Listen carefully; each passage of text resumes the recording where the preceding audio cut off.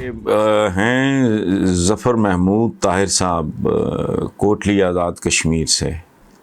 وہ کہتے ہیں کہ جی میرا سوال یہ ہے کہ آزاد کشمیر کے آئندہ انتخابات کے لیے تحریک انصاف نے جن امیدواروں کو ٹکٹ جاری کیے ان میں سے بعض امیدوار بھاری رقوم جو کروڑوں میں بتائی جاتی ہیں کہ بس ٹکٹ کے حقدار ٹھہریں، جو بالکل بھی ٹکٹ کے اہل نہیں ہیں اور درینہ کارکنوں کو نظر انداز کیا. دیکھیں بھائی میرے ظفر محمود صاحب، پہلی بات آپ نے لکھا ہے، آپ کا خیر خواہ، آپ کا بہت شکریہ. بلکہ پچھلے سوال میں اللہ پاک سے میرے لیے خیرت مانگی ہے احتشام مجید صاحب نے ابو ظبی سے، ان کا بھی شکریہ. تو بھائی میرے یہ میں لکھ بھی چکا ہوں اپنے کالمز میں ایک سے زیادہ بار کہ مجھے آج تک یہ سمجھ نہیں آئی کہ بے حس لوگ سیاست میں آتے ہیں یا سیاست میں آنے کے بعد لوگ بے حس ہو جاتے ہیں. میری سمجھ سے باہر ہے. ایک دوسری بات یہ بھی میں کئی بار لکھ چکا ہوں کہ سیاست کان نمک ہے، اس میں جو جائے گا وہ نمک کا ڈھیری بن جائے گا. یہ کلچر ہے، اس سے بچنا ممکن نہیں ہے. اور ظاہر ہے پی ٹی آئی کو اولیاء کی جماعت تھوڑی ہے. اگر آپ کہہ رہے ہیں کہ ایسا ہوا ہوگا تو بالکل ہوا ہوگا.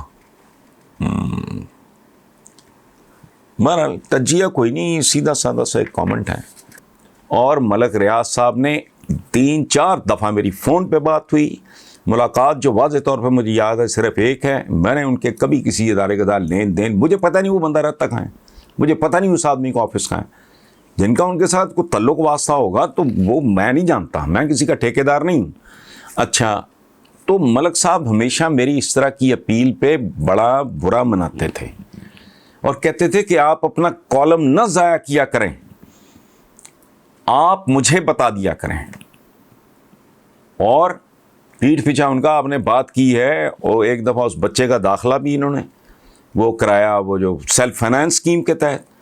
پھر وہ اس طرح کے 3 کام مجھے یاد پڑتے ہیں. میں باز نہیں آیا، میں نے کبھی ان کو براہ راست کال نیور. کالم پڑھ کے وہ گلا کرتے ہیں کہ میں کتنی بار آپ کو کہہ چکا ہوں کہ آپ اپنا کالم کسی اور موضوع پہ لکھ لیا کریں، اس پہ ضائع نہ کیا کریں، میرے ذمہ لگا دیا کریں کام. یہ اس آدمی کی خوبصورتی ہے، بڑائی ہے. ٹھیک ہے، اس کے علاوہ میرا کیا لینا دینا بھائی؟ میں تو جانتا نہیں وہ آدمی رہتا کہاں ہے. اور پھر 10 مرلے، اس کی اوقات کیا ہے؟ وہ میں لاکھوں روپیہ ٹیکس دینے والا آدمی ہوں، اور اب سے نہیں، 2 سال سے نہیں، 4 سال سے نہیں، کوئی الیکٹرانک میڈیا کے آنے کے بعد نہیں، بہت پہلے سے. تو 10 مرلے. اچھا، دکھ مجھے الزام کا نہیں ہے، مجھے گھٹیا پن کا دکھ ہے. وہ 10 مرلے تم ڈال رہے ہو میرے کھاتے میں، تو ہوش کرو کہ تھوڑا بہت پروپ تو بندہ کر لیتا ہے. وہ تھوڑی عقل کا ثبوت دو. تو یہ لیکن ہمارے بچپن سے سنتے آ رہے ہیں، ہمارے بزرگ کہاں کرتے تھے کہ کتوں اور قافلوں میں دیرینہ رشتہ ہے. کتے بھونکتے رہتے ہیں، قافلے چلتے رہتے ہیں. اب انہوں نے کوئی بندہ، حتیٰ کہ بندیاں بھی نہیں چھوڑی انہوں نے، جن کے انہوں نے نام نہیں. اور میں کہتا ہوں بھی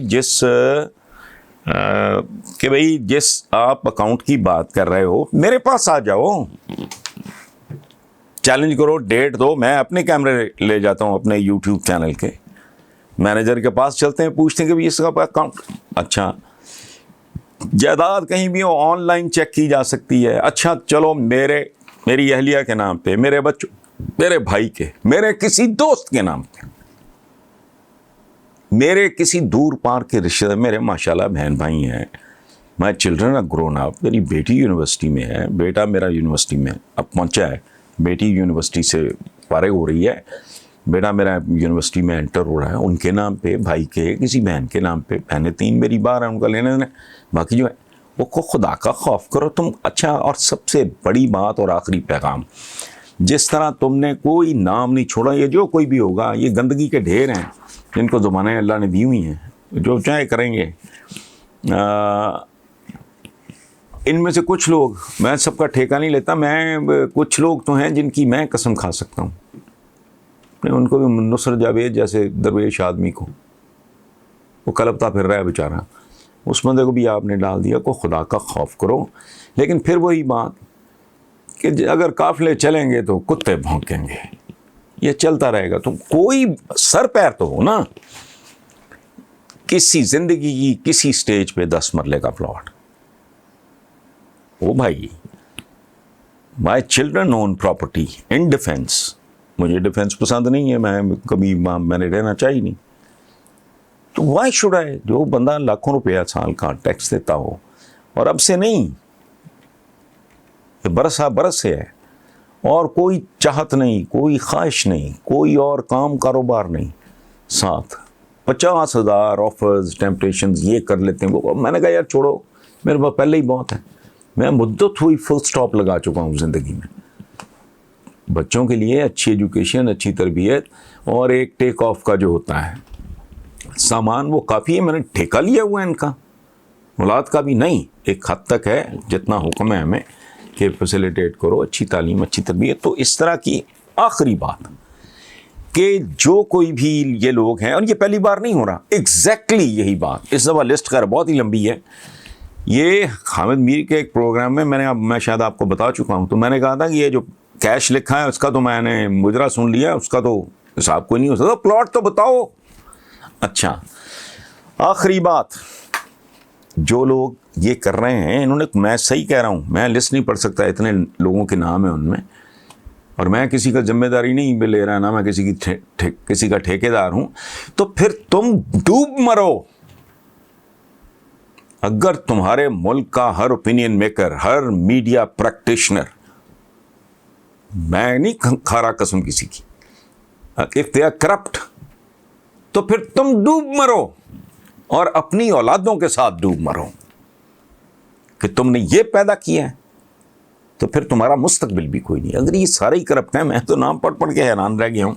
اس میں کچھ لوگ ہیں ڈیفینیٹلی جن کی شہرت ٹھیک نہیں ہے, لیکن ایک ایسا آدمی جس کی کبھی کسی حکومت کے ساتھ بنی نہ ہو, ضیاء الحق کی بھی جس نے جیلیں کاٹ لی ہوں, منہ اٹھا کے بات کر دینا. لیکن پھر وہی بات ہے, دلچسپ بات ہے, خوبصورت بات ہے کہ قافلے چلتے رہتے ہیں, کتے بھونکتے رہتے ہیں.